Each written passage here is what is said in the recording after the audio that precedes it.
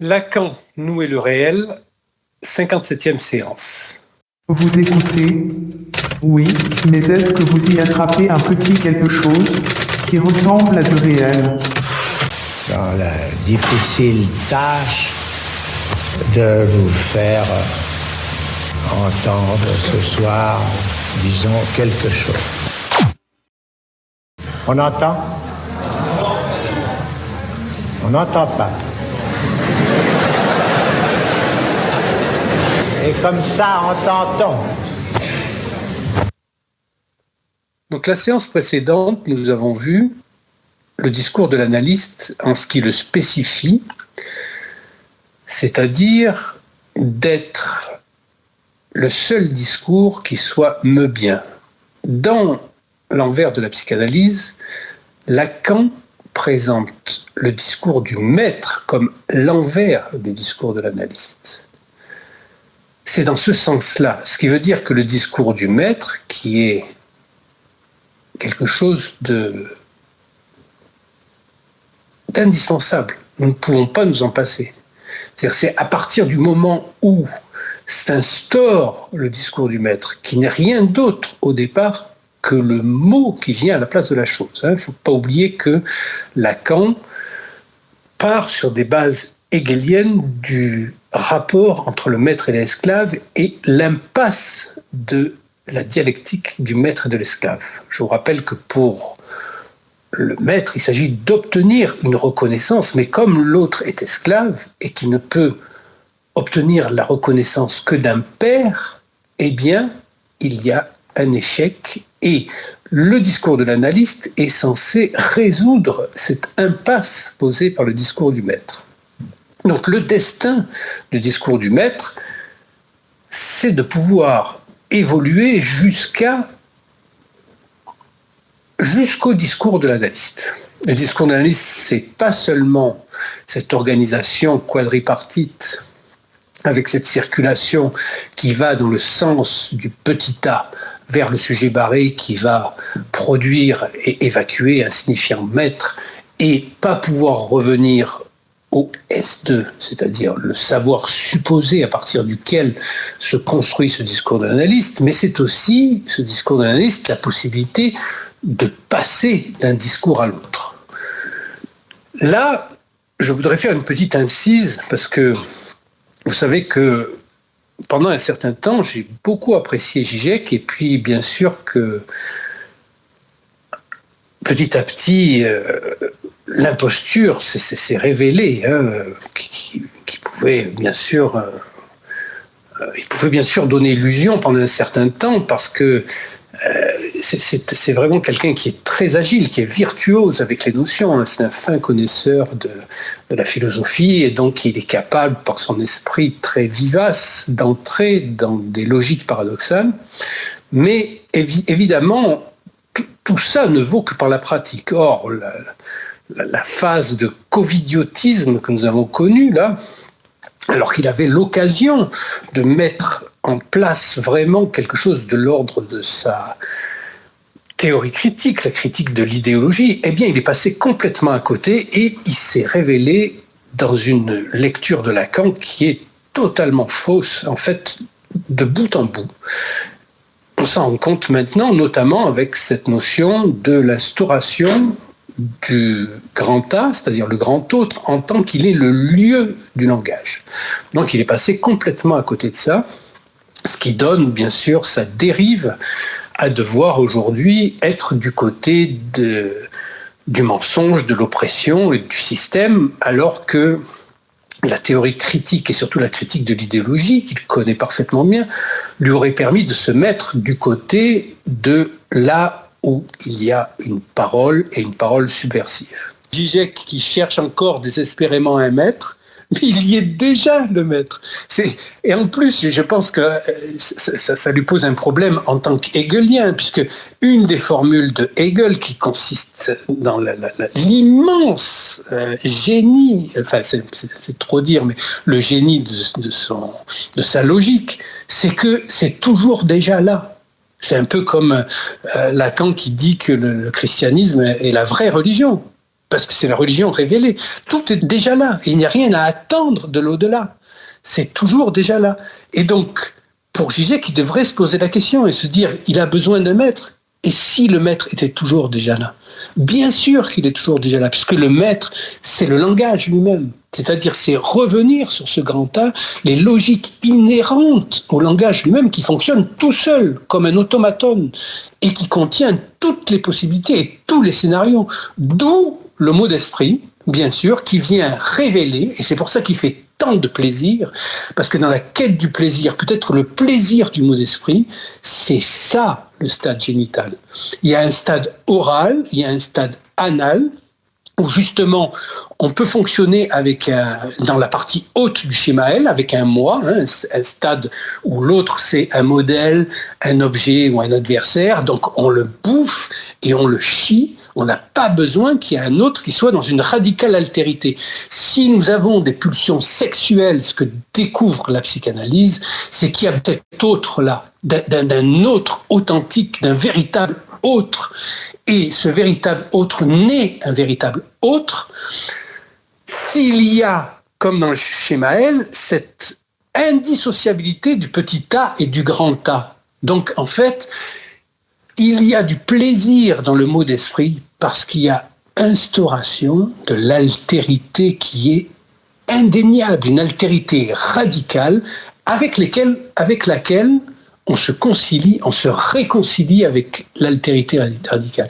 Et le stade génital, c'est pas de trouver un objet sexuel, c'est-à-dire les objets sexuels, c'est toujours des confusions, mais c'est de se réconcilier avec la véritable altérité. C'est pour ça que le mot d'esprit est un plaisir ineffable, on se nourrit de mots d'esprit, c'est ce que découvre Freud, parce que ça vient nous mettre dans la possibilité de nous réconcilier avec notre aliénation, cette aliénation à l'autre en tant qu'il est le lieu du signifiant, et qui est, pour Freud, le lieu du père, la place vide du père qu'il s'agit de concevoir toujours a priori, donc de cette tiercité, de cette drite personne, et bien sûr, ce que va continuer à développer Lacan toute sa vie. Donc jamais il ne quittera cette trace freudienne. Et aujourd'hui, s'imaginer qu'il y aurait une psychanalyse sans père et sans ce type, c'est vraiment, c'est tout à fait postmoderne, quoi. C'est-à-dire, c'est de la...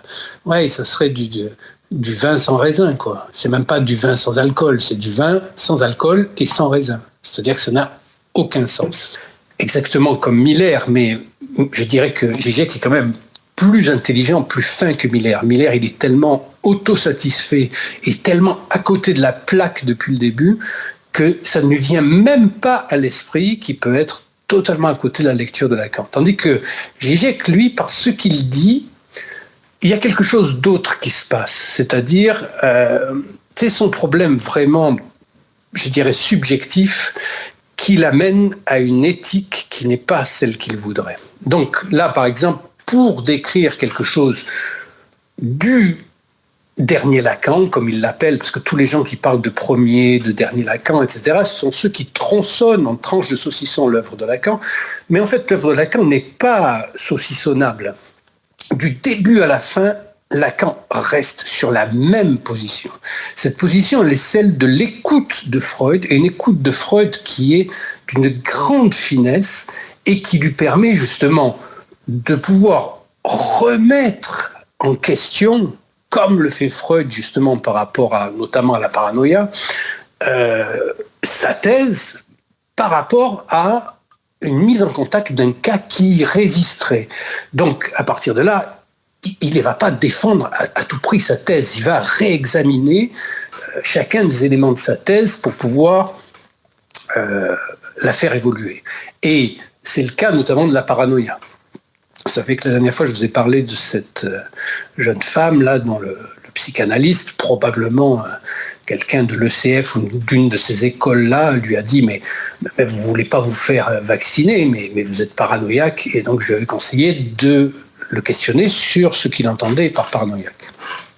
Puisque du lieu d'où il est censé parler, il est censé connaître les tenants et les aboutissants de la paranoïa, notamment les impasses qu'a racontées Freud, mais surtout Lacan avec Schreber, où il démontre qu'effectivement, c'est toujours un problème d'instauration du grand autre, puisque dans la paranoïa, le persécuteur est toujours du même sexe. Donc il n'y a pas d'autre en tant que radicale altérité, puisque l'altérité radicale, c'est-à-dire ce sur quoi insiste la psychanalyse, évidemment, ça instaure l'autre sexe, c'est-à-dire les hommes pour les femmes et les femmes pour les hommes. Et ça, nous l'avons vu, ça passe par le DIP. Alors là, pour revenir sur le cas Žižek, il raconte que, bien sûr, qu'il faut aller plus loin que Lacan. Ça, c'est déjà très drôle. Ça, c'est le fantasme récurrent des progressistes. En fait, on peut dire que là où ils se rejoignent, Žižek et Miller, c'est que, bien que Žižek soit beaucoup plus puissant sur le plan intellectuel que Miller, ils sont tous les deux des progressistes. Mais le progressisme n'est pas le progrès, pour une raison très simple qui est déjà démontrée par Lacan dès la relation d'objet avec les trajets du petit Hans, c'est que le fait d'être convoqué en tant que sujet à deux formes, les deux seules formes de déplacement que nous ayons, c'est un déplacement rectiligne et un déplacement circulaire, et que le déplacement linéaire qui représente donc la chronologie, avant, pendant, après, est donc quelque chose de l'ordre d'une projection. Ça, c'est l'illusion, disons, du progrès où il y a un avant et un après. Mais comme dit Borges, le mercredi n'est pas supérieur au lundi. Et il n'y a pas, c'est pas sur ce plan-là que ça se place, mais ça se place effectivement dans le mouvement circulaire de tourner toujours autour du même trou, puisque le progrès, s'il y a progrès, c'est là où le progrès se différencie du progressisme, le progrès ne peut avoir lieu que dans le symbolique. C'est à partir du moment seulement où il y a une possibilité de dire autrement les choses, à partir du moment où, par exemple, on arrive à concevoir et à écrire racine de 2, que les mathématiques vont faire un progrès considérable. Donc le progrès n'a lieu que dans le symbolique, il n'a pas lieu sur le mode imaginaire d'un avant et d'un après, où ça serait toujours mieux après qu'avant. Qu'avant, nous étions des gens très archaïques et que maintenant, nous sommes des gens très sophistiqués et très civilisés. Tout nous démontre le contraire. Il n'y a qu'à voir comment nos grands-parents écrivaient il y a 60 ans et comment un énarque écrit aujourd'hui, on voit qu'il n'y a pas eu de progrès du tout. Au contraire, il y a eu une régression. Parce que le progrès, il est effectivement de concevoir que, comme le dit Lacan lui-même, on n'a pas du tout évolué sur un certain plan depuis Néandertal au point de tourner toujours autour du même trou. Donc c'est là que le progrès se place, c'est-à-dire dans cette capacité de revenir sur ce trou du réel par lequel le sujet de l'inconscient, qui n'est pas le sujet de la philosophie, qui est le sujet du signifiant, ça veut dire qu'il est assujetti au signifiant, continue de tourner afin de progresser sur le mode de l'évolution dans son acheminement vers le langage, vers sa parole à lui, son acheminement vers la parole. Donc, Žižek, lui, il fait un petit texte en disant qu'il faut aller plus loin que Lacan, donc toujours cette lubie progressiste. Il ne peut pas aller plus loin que Lacan, on ne peut pas aller plus loin que Marx, on ne peut pas aller plus loin que Freud. Ça, Lacan a écrit là-dessus, ce n'est pas dépassable. Or, ils croient tous dépasser la théorie de la psychanalyse. Mais avant de la dépasser, il faut déjà s'y confronter, et pour s'y confronter, il faut y mettre sa peau. Et on voit très bien qu'ils n'y ont pas mis leur peau, ni l'un ni l'autre, et donc Žižek, par exemple, il semble connaître à peu près les discours, on ne peut pas dire qu'il les connaît très bien, mais en tout cas, quand il dit il faut aller plus loin que le discours de l'analyste et revenir vers un discours du maître, comme il le dit, eh bien c'est une erreur, puisque le discours de l'analyste, justement, dans l'arête brisée qu'il y a entre le S1 qui est en bas à droite et le S2 qu'il y a en bas à gauche, eh bien, il n'y a pas de retour possible. Donc, l'impossible pour le psychanalyste, c'est de se positionner en maître. C'est justement, il n'y a pas de retour vers le discours du maître. C'est une histoire sans retour. Donc ça, c'est l'impossible qui est inhérent, contenu dans le discours de l'analyste, qu'il s'agit de servir. Il s'agit de se mettre au service du discours de l'analyste. Donc, évidemment, c'est là où on retrouve aussi Miller, qui, je le rappelle, est à l'enseignement de Lacan ce que Bernard-Henri Lévy est à l'enseignement de Socrate, de la philosophie de Socrate. C'est-à-dire que ce sont des gens qui vivent de leur propre jouissance et qui n'ont accès au désir à aucun moment, puisqu'ils n'ont aucune idée de ce que ça veut dire que le désir. Alors, Miller, il dit que c'est lui maintenant qui est co-auteur des séminaires de Lacan.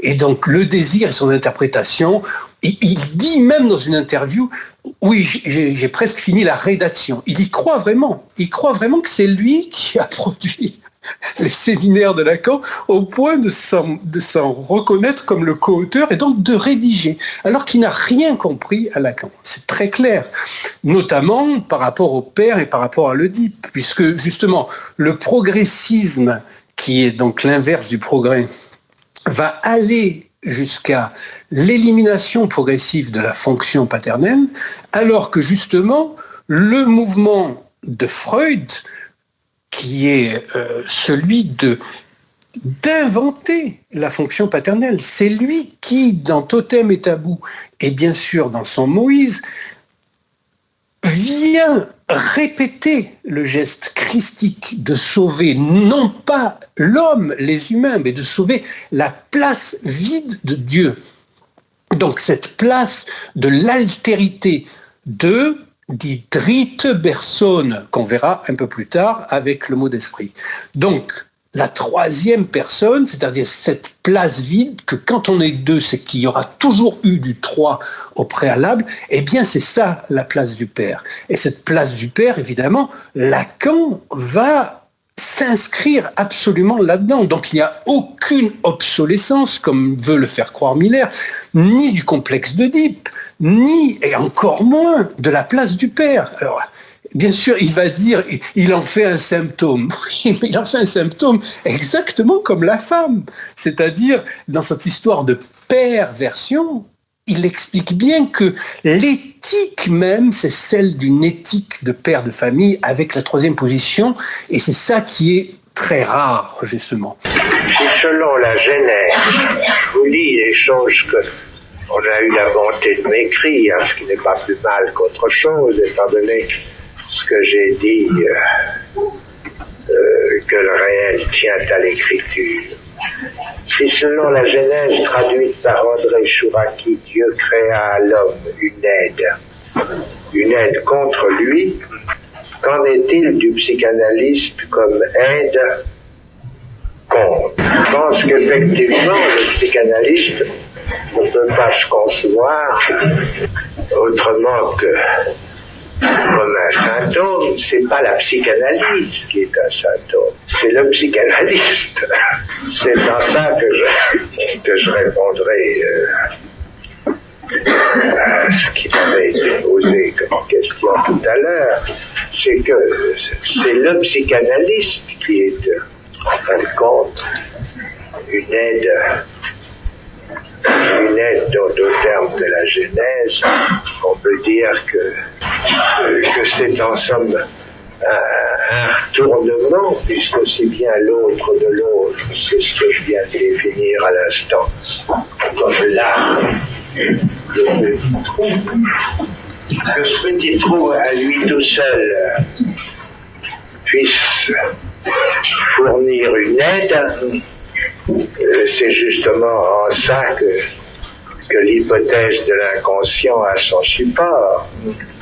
L'hypothèse de l'inconscient, Freud le souligne, c'est quelque chose qui ne peut tenir qu'à supposer le nom du Père.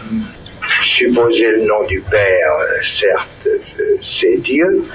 C'est pour ça que la psychanalyse, de réussir, prouve que le nom du Père, on peut aussi bien s'en passer. On peut aussi bien s'en passer à condition de s'en servir. Et donc, bien sûr, pourquoi Miller ne comprend rien à Lacan, c'est qu'il est dans des énoncés. Il croit que c'est être dans l'énonciation que de se dire fan de Christine Angot et du roman de Christine Angot, qui n'a aucun intérêt par rapport à de vrais romans, disons, qui contiennent une dimension psychanalytique puissante, comme ceux de Moravia, par exemple. Ça n'a aucun intérêt, Christine Angot. Et donc il est là, il minaude, il fait son patelin, comme il a réponse à tout, c'est lui, moi, moi. C'est le contraire de ça, la psychanalyse. C'est justement, le père se met en retrait sur tous les magistères, mais sa position, elle est toujours présente. Et c'est à partir de cette position-là, justement, que se déploie les possibilités réelles d'entrer en contact avec l'inconscient. Parce que sinon, il n'y a pas d'inconscient. Est-ce que vous entendez de l'inconscient dans les propos de Miller ? Il y a des propos uniquement de journalistes politiques, pseudo-journalistes. De toute façon, journalistes et pseudo-journalistes sont des synonymes, puisque le journalisme, on voit bien ce que c'est et où ça mène. C'est nulle part, puisqu'il y a toujours une évacuation de la notion d'énonciation. Alors lui, il fait croire que son énonciation, c'est de dire moi j'aime beaucoup, quand j'ai fait ma première pièce de théâtre en CM1, j'ai joué Brutus. Et il croit que c'est ça, son énonciation, que la psychanalyse serait une introspection. Mais c'est pas du tout ça, la psychanalyse. C'est au contraire une extrospection. Ceci nous mène à pousser la porte de certaines philosophies. Il faut pas pousser cette porte trop vite. Il ne faut pas pousser cette porte trop vite parce qu'il faut rester au niveau où j'ai placé ce que j'ai en somme appelé les discours.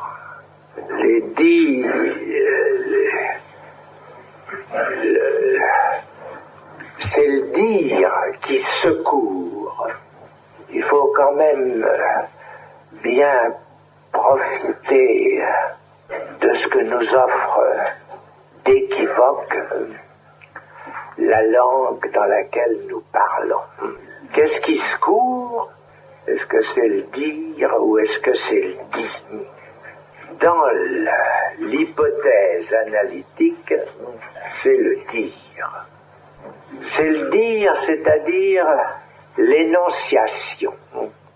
L'énonciation de ce que j'ai appelé tout à l'heure la vérité. Et dans ces discours, j'en ai l'année où je parlais de l'envers de la psychanalyse, vous ne vous en souvenez sûrement pas, on avait comme ça distingué en gros 4. J'en avais distingué 4 parce que je m'étais amusé à faire tourner une suite de 4 justement, et que dans cette suite de 4, la vérité du dire, la vérité n'était qu'en somme qu'impliquée, puisque comme vous vous en souvenez peut-être,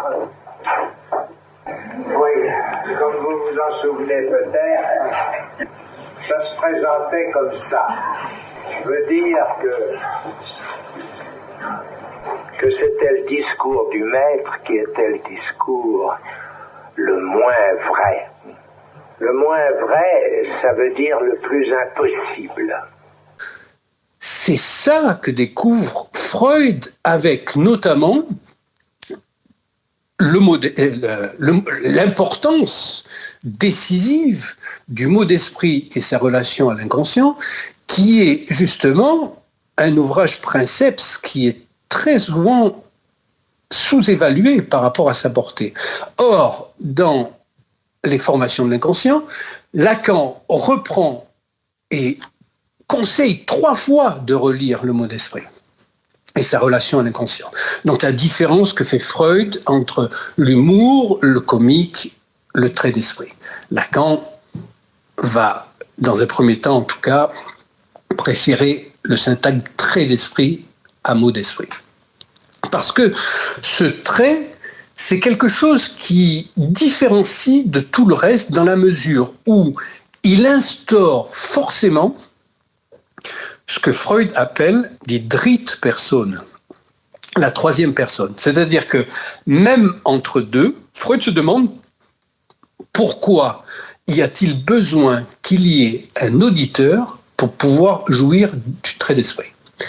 Et c'est parce que cet auditeur induit lui-même entre celui qui produit le mot d'esprit, qu'il le fasse notamment de manière tendancieuse, c'est l'esprit de la tendance, comme dit Freud, plus que l'esprit innocent, qu'il vise quelque chose, qu'il obtienne autre chose et que quelqu'un d'autre l'entende, ça va créer entre les deux une interface qui est ce qu'on appelle l'autre avec un grand A. C'est-à-dire que l'économie, l'épargne qui est réalisée est à travers laquelle le sujet trouve un plaisir.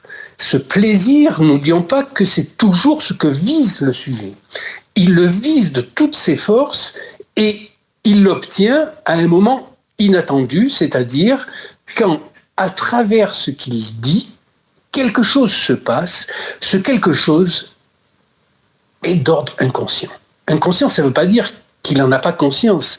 Ça veut dire que c'est un savoir que possède le langage lui-même de procéder à 3 modifications entre ce que le sujet veut dire et ce qu'il dit effectivement.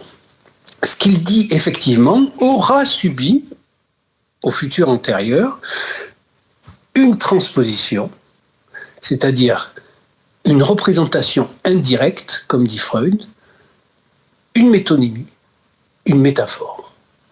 Et Lacan est formel là-dessus et il ne quittera jamais ça, puisque Miller veut faire croire qu'à la fin, Lacan ne croit plus au père, etc. Et que...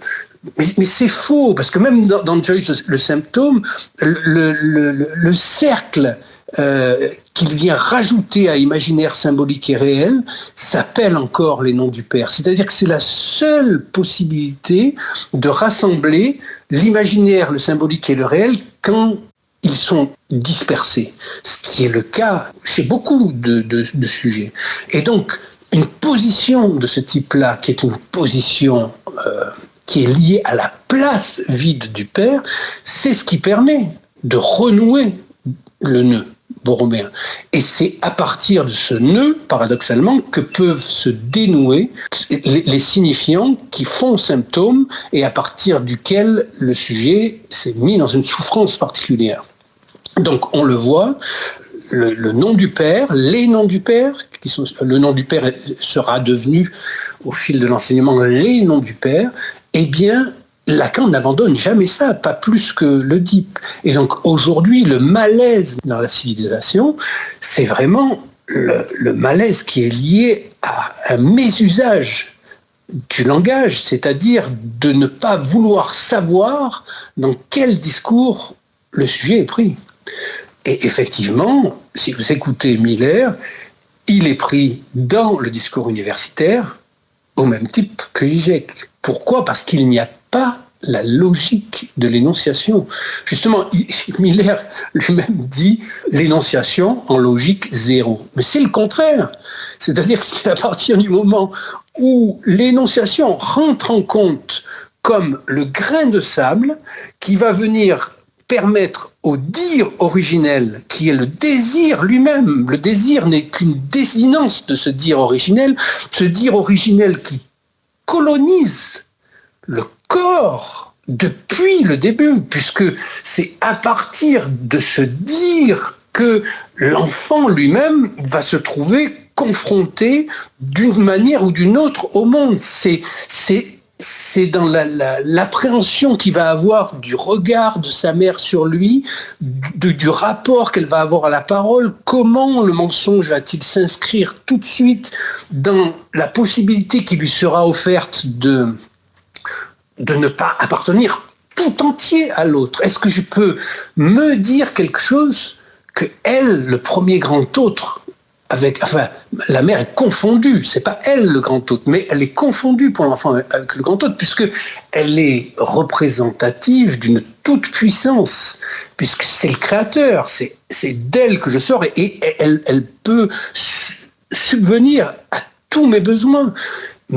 Mais pas tous, justement, parce que l'enfant remarque que dans son œil, elle vise autre chose que lui. Et donc, il va essayer de se placer par rapport à cette parole. Et donc, c'est parce qu'il y a déjà un dire structurant en lui, qui lui permet de construire son propre corps, que son désir va pouvoir éventuellement s'animer. Parce que, évidemment, tant que ce n'est pas du désir, c'est-à-dire que ça ne se place pas sur le plan de la parole, eh bien, ça reste de la volonté. Et la volonté et le désir sont dans une relation contradictoire. Je veux ce que je ne désire pas et je désire ce que je ne veux pas. C'est pour ça que dans l'appréhension de la psychanalyse, il s'agit de revenir sur le désir comme étant ce fantasme à partir duquel le sujet peut considérer sa propre aliénation et donc sa castration, puisque la castration, justement, elle est instaurée par ce grand autre-là, et ça, c'est vraiment très, très explicite, à la fois chez Freud et chez Lacan, et chez Freud, ça se passe dans le mot d'esprit, c'est-à-dire que c'est à partir de l'étude du mot d'esprit, ce qui va faire que, par exemple, le juif qui dit à un autre juif « Pourquoi tu me dis que tu vas à Lemberg pour que je croie que tu vas à Cracovie alors que tu vas effectivement à Lemberg? Pourquoi tu me mens ?» Donc, pourquoi le langage ment-il en disant la vérité? Voilà.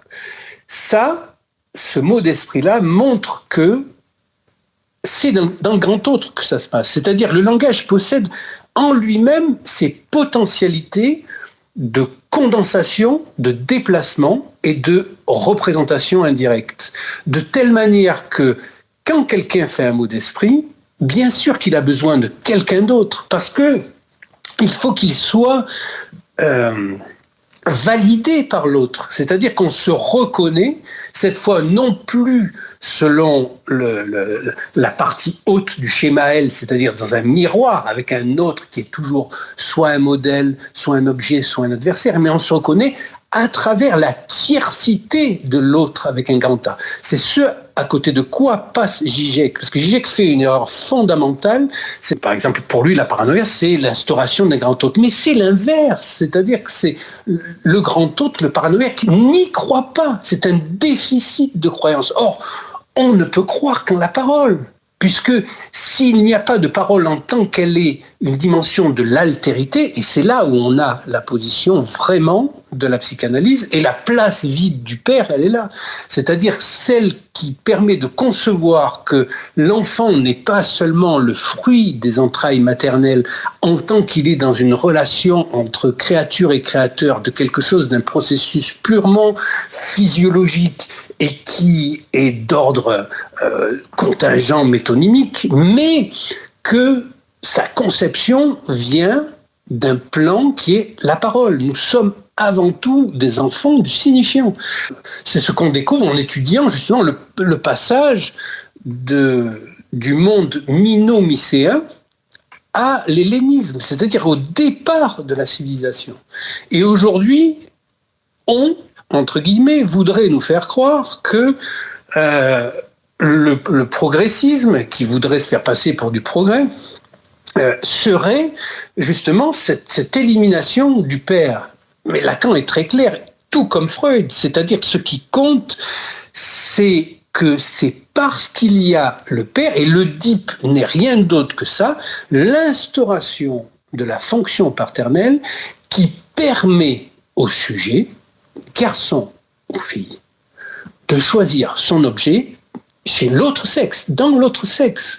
Donc, cette fonction-là elle est fondamentale pour la psychanalyse. Il y a 2 mythes chez Freud, c'est le mythe de l'Oedipe et son mythe de la mise à mort du meurtre du père de l'ordre primitif. Ce sont 2 mythes qui sont en correspondance. Donc vouloir aujourd'hui éliminer le père, c'est comme la bière sans alcool ou le café décaféiné ou la verveine dévervénéisée. C'est-à-dire que c'est une psychanalyse qui n'est pas de la psychanalyse. Il n'y a plus de psychanalyse parce qu'il n'y a plus de réel. C'est le noyau réel. Donc le noyau réel, c'est aussi effectivement cette différence sexuelle qu'essayent de nier tous ceux qui sont dans cette confusion entre le nom du père ou les noms du père et le patriarcat. Donc tout est une histoire de langage et de logique et de précision et de nuance. Donc nous sommes là dans une trahison radicale de la psychanalyse.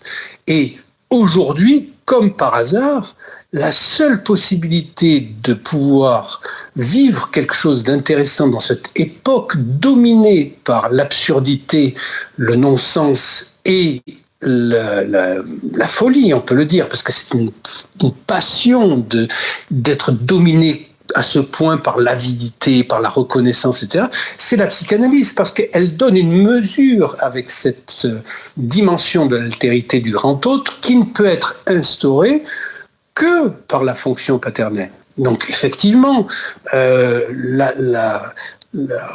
mot d'esprit, c'est justement ce qui va permettre à Freud de comprendre que tout se passe toujours par l'intermédiaire du langage et des rapports du sujet au langage. Donc, ce mot d'esprit qui va analyser de manière très précise pour en faire quelque chose qui sera repris par Lacan et qui va se retrouver dans l'ensemble des productions de l'inconscient, c'est-à-dire ce que Lacan appelle les formations de l'inconscient, que sont le rêve, le symptôme, l'acte manqué, le lapsus, et bien sûr aussi le mot d'esprit. C'est cette instauration et cette prégnance du grand autre qui nous fait reconnaître et accepter cette dimension de l'altérité radicale qui se conçoit d'abord dans cette altérité radicale d'un sexe pour l'autre. Lacan le rappelle, hein, l'homme de la femme ne peut rien savoir, ni la femme de l'homme. Chacun est de l'autre côté du mur du langage. Ce mur du langage, c'est ça, le grand autre. Et ce grand autre-là, dès qu'il est nié, bien que ce grand autre apparaisse à la suite du travail de Lacan comme barré, parce qu'il est barré en tant que sujet. C'est quelque chose de l'ordre d'un automatone. C'est-à-dire qu'il n'y a pas de sujet derrière, parce qu'il n'y a pas d'autre de l'autre. Mais l'autre, avec un grand A, c'est la condition même de la possibilité de l'analyse, puisque c'est à partir de ce lieu des signifiants, du fait que le sujet soit toujours un sujet du signifiant. S'il n'y avait pas de parole, s'il n'y avait pas de langage, il n'y aurait pas de sujet, il n'y aurait pas de signifiant. Alors il va très loin dans la connerie Miller, hein, quand il dit...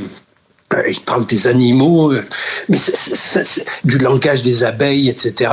Et puis, il dit que c'est le but du langage d'évoluer, etc. C'est pathétique, c'est du discours universitaire pur. C'est-à-dire, à aucun moment, il n'est convoqué en tant que sujet à dire, comme ça se passe dans une psychanalyse, c'est vous qui dites ça. Vous l'avez dit, je vous ai entendu. Vous avez dit ça. Donc, son sujet de l'énonciation n'existe pas, parce que pour lui, en logique, l'énonciation zéro. Mais la logique, ça précède même Freud, c'est-à-dire déjà dès Hegel, il y a la logique qui justement aboutit au fait que A égale A est une absurdité logique. Parce que justement ça exclut le sujet de l'énonciation. Il y a toujours 3 pour qu'il y ait 2, c'est ça la psychanalyse. Et donc aujourd'hui, la psychanalyse est non seulement ce qu'il y a de plus actuel, de plus efficient et de plus précieux pour essayer de saisir quelque chose de ces temps obscur que nous vivons sur le plan, disons, de la collectivité, mais ceux qui sont censés la représenter et en parler en trahissent les fondements même. Voilà. Ça, je voulais quand même le dire parce que ne pas le dire, c'est se faire complice de ces choses-là.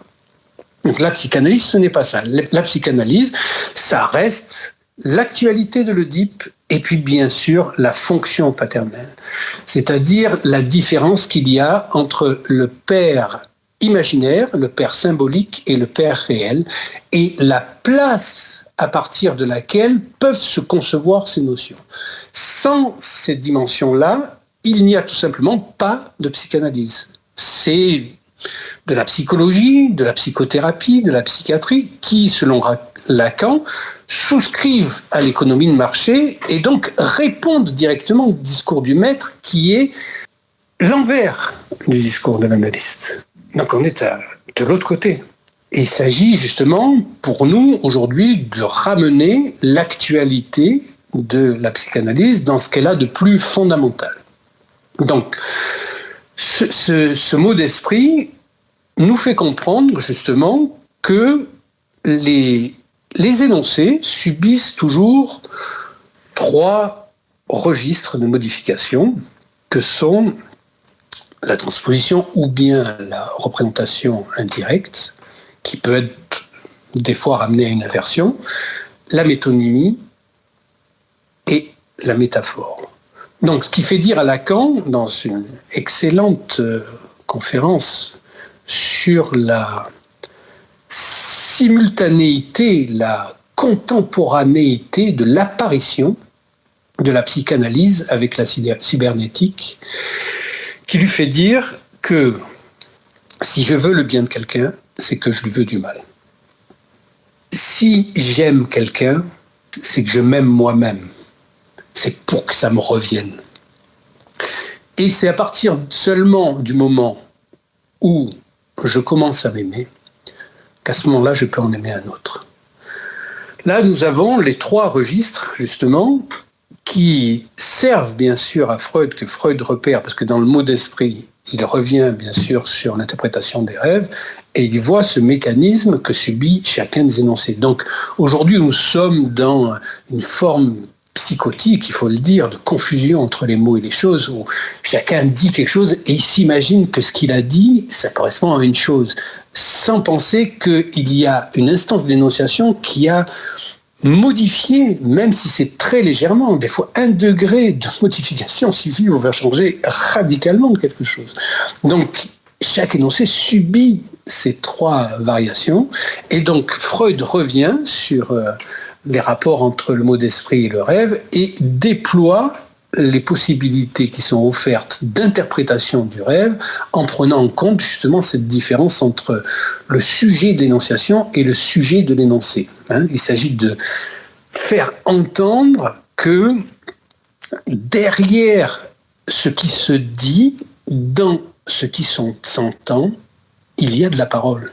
Et cette parole-là, cette parole originelle, cette parole qui parle, c'est pas le sujet qui parle, le sujet est parlé. Et donc cette parole-là, elle est toujours médiée, modifiée, transformée par ces registres-là que sont la transposition, le déplacement et la condensation, parce que tout simplement, c'est l'énonciation qui fait ça. C'est-à-dire, c'est le grain de sable de l'énonciation. C'est comme s'il y avait une parole originelle qui serait, par exemple, la lumière blanche originelle absolue, et il suffit qu'il y ait un petit grain de quoi que ce soit qui va refléter cette lumière, et donc le spectre va être créé.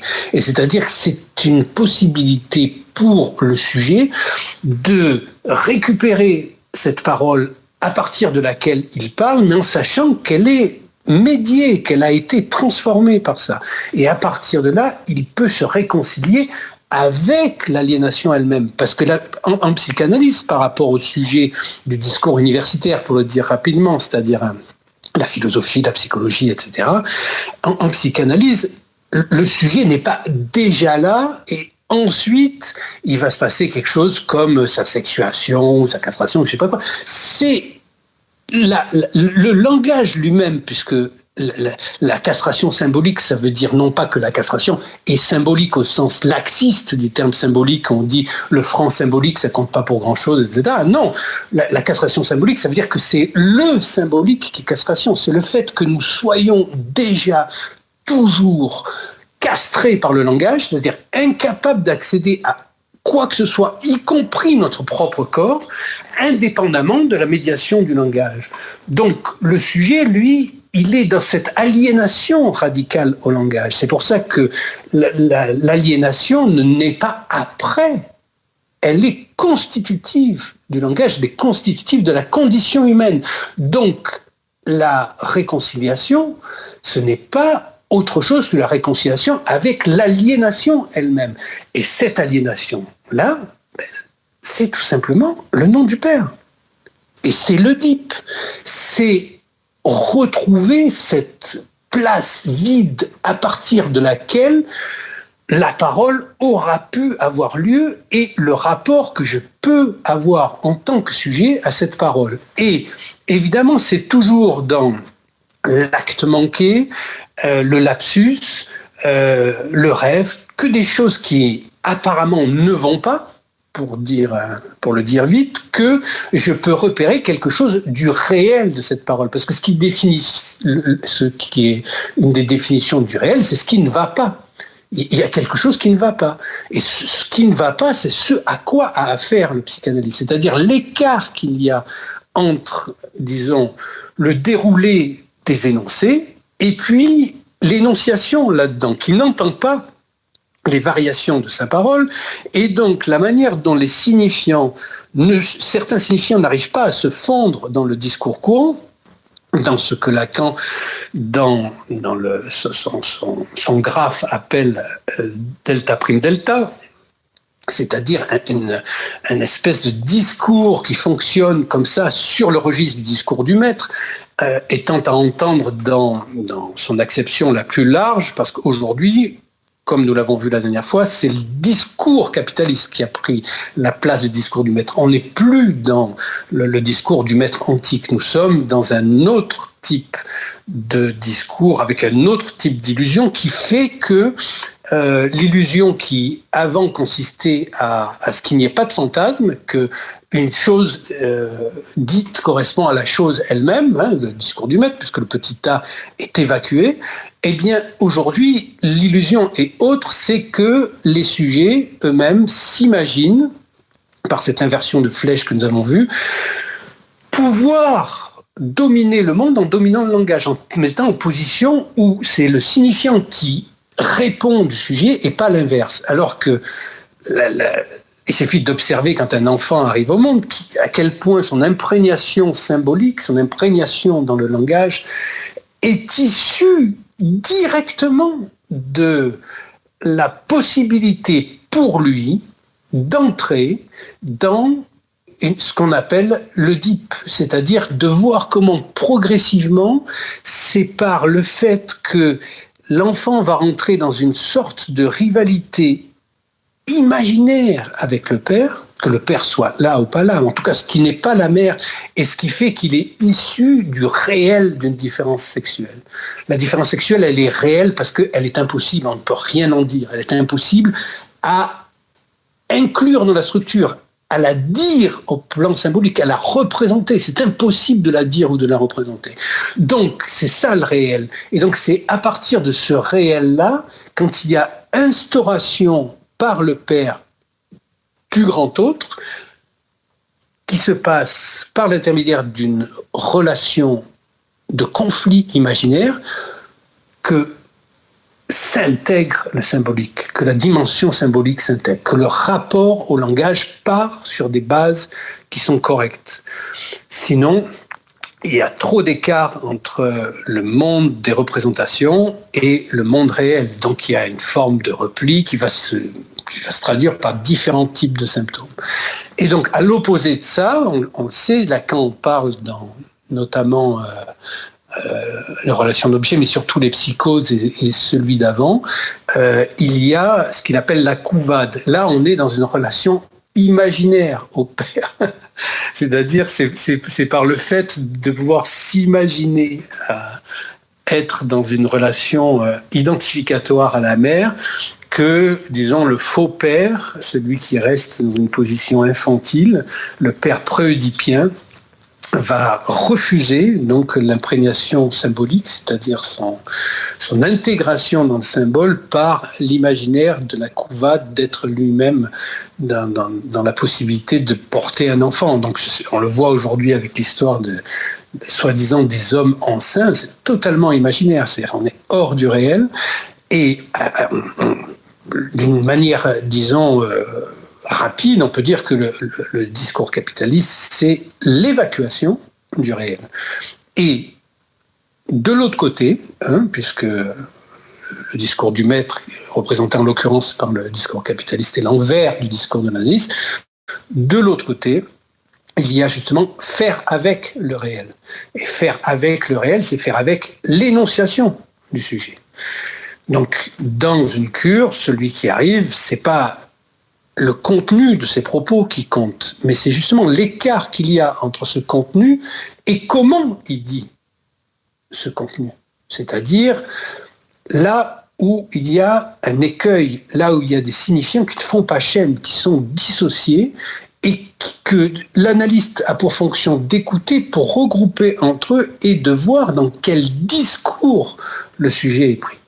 Et une sortie d'analyse, c'est une possibilité pour le sujet d'avoir pu repasser par les 4 discours, après avoir accepté, bien sûr, l'impasse du discours capitaliste, et une fois qu'il est rentré dans le discours de l'analyste, pouvoir changer de discours et se mettre au service de ce discours. Donc, il y a effectivement là une possibilité d'analyse au sens didactique qui n'est pas différente de celle de la cure, qui est celle d'une véritable cure. Parce que dans la véritable cure, il y a la possibilité qui est offerte par le sujet, s'il joue correctement le jeu des associations libres et de dire la vérité, d'entendre et de passer par cette destitution subjective qui est justement la sortie de l'impasse discursive. Il n'y a que par le travail de type analytique, alors il peut y avoir d'autres registres, mais bon, je ne connais pas beaucoup, où il y a une émergence du sujet, une sortie du discours dominant, et le sujet, en tant que sujet, émerge de la subjectivité. Donc il y a un écart, une différence. Il s'agit de ne pas confondre, de ne jamais confondre le sujet avec la subjectivité. Un père n'a droit au respect, sinon à l'amour, que s'il le dit amour, il dit respect. Et vous n'allez pas en croire vos oreilles. Perversement orienté, c'est-à-dire fait d'une femme, objet petita qui cause son désir. Mais ce que c'est une femme en petit accueil, si je puis m'exprimer ainsi, n'a rien à voir dans la question dont elle s'occupe, c'est d'autres objets petita, qui sont les enfants auprès de qui le père pourtant intervient exceptionnellement, dans le bon cas, pour maintenir dans la répression, dans le juste milieu, si vous me permettez, la version qui lui est propre de sa perversion. Seule garantie de sa fonction de père, laquelle est la fonction de symptôme, telle que je l'ai écrite là, comme telle. Pour cela, il y suffit qu'il soit un modèle de la fonction. Voilà ce que doit être le père en tant qu'il ne peut être qu'exception. Il peut être modèle de la fonction qu'à en réaliser le type. Peu importe qu'il ait des symptômes, s'il y ajoute celui de la perversion paternelle. C'est-à-dire que la cause en soit une femme qu'il soit acquise pour lui faire des enfants, et que de ceux-ci, qu'ils le veuillent ou pas, ils prennent soin paternel. La normalité n'est pas la vertu paternelle par excellence, mais seulement le juste milieu, dit à l'instant, soit le juste non-dit. Naturellement, à condition qu'on ne soit pas cousu de fil blanche, non-dit. C'est-à-dire qu'on ne voit pas tout de suite de quoi il s'agit dans ce qu'il ne dit pas. C'est rare. C'est rare et ça renouvellera le sujet de dire que c'est rare qu'il réussisse ce juste milieu. Ça renouvellera le sujet quand j'aurai le temps de vous le reprendre. Je vous l'ai dit simplement au passage. Dans un article sur le Schreiber, là, rien de pire. Rien de pire que le père qui profère la loi sur tout. Pas de père éducateur, mais plutôt en retrait sur tous les magistères. Je vais terminer comme ça, à vous parler d'une femme. Eh ben, c'est bien là tout ce que je faisais pour éviter parler d'une femme, puisque je vous dis que la femme, ça n'existe pas. Naturellement, tous les journalistes ont dit que j'avais dit que les femmes, ça n'existe pas. Il y a des choses comme ça, les données qui se sont exprimées, des choses comme ça, quoi. Ils sont même pas capables de s'apercevoir que dire la femme, c'est pas la même chose que dire les femmes. Alors que la femme, ils en ont plein la bouche tout le temps. La femme, c'est évidemment quelque chose de parfaitement dessinable. Toutes les femmes, comme on dit, mais moi je dis aussi que les femmes ne sont pas toutes, alors ça fait un peu objection, n'est-ce pas? Mais la femme, disons que c'est toutes les femmes, mais alors c'est un ensemble vide, parce que cette théorie des ensembles, c'est quand même quelque chose qui permet de mettre un peu de sérieux dans l'usage du terme tout. Une femme, d'abord, la question se pose que pour l'autre, c'est-à-dire celui pour lequel il y a un ensemble définissable par quelque chose qui est là inscrit au tableau. C'est pas Jiffy, c'est pas la jouissance phallique, c'est ça. Phi, ça existe. Phi, c'est le phallus. Ce que je sais que le phallus, comme bien sûr on traîne, enfin c'est moi qui traîne, bien sûr, qui traîne tout ce charroi. Alors je vous le dirai pas aujourd'hui ce que c'est que le phallus. Enfin quand même, vous pouvez en avoir tout de même un petit soupçon. Si la jouissance phallique est là, c'est que le phallus, ça doit être autre chose. Alors, le phallus, qu'est-ce que c'est? Enfin, je vous pose la question parce que je ne peux pas m'étendre comme ça aujourd'hui trop longtemps. C'est la jouissance sans l'organe ou l'organe sans la jouissance. Enfin, c'est sous cette forme que je vous interroge pour donner sens, hélas, à cette figure. Enfin, je vais sauter le pas. Pour qui est encombré du phallus, qu'est-ce qu'une femme? C'est un symptôme. C'est un symptôme et ça se voit de la structure là que je suis en train de vous expliquer. Il est clair que s'il n'y a pas jouissance de l'autre comme telle, c'est-à-dire s'il n'y a pas de garant rencontrable dans la jouissance du corps de l'autre, c'est parce que jouir de l'autre comme tel, ça existe. Ici est l'exemple le plus manifeste du trouble, de ce qui supporte que de l'objectital lui-même, mais par maldonne, par confusion. Une femme, pas plus que l'homme, n'est un objectital. Elle a les siens, j'ai dit tout à l'heure, dont elle s'occupe, elle n'a rien à faire avec celui dont elle supporte dans un désir quelconque. L'affaire Symptôme, c'est une femme. C'est tout de même la situer dans cette articulation au point où la jouissance phallique, comme telle, est aussi bien son affaire, contrairement à ce qui se raconte. La femme n'a à subir ni plus ni moins de castration que l'homme.